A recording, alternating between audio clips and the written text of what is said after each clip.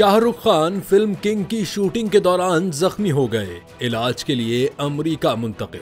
बॉलीवुड के बादशाह शाहरुख खान अपनी आने वाली फिल्म किंग की शूटिंग के दौरान जख्मी हो गए, जिसके बाद उन्हें इलाज के लिए अमेरिका मुंतकिल कर दिया गया है। भारतीय मीडिया रिपोर्ट्स के मुताबिक हादसा मुंबई में शूटिंग के दौरान पेश आया, जब एक एक्शन सीन के दौरान शाहरुख खान की कमर पर चोट आई।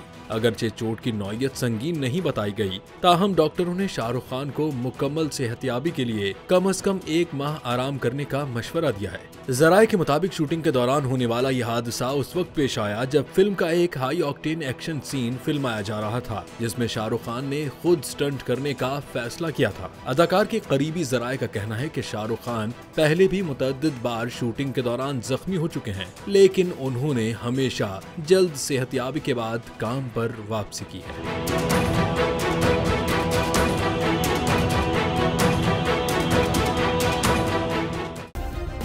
सब्सक्राइब करें और बेल दबाएं ताकि कोई खबर रह न जाए।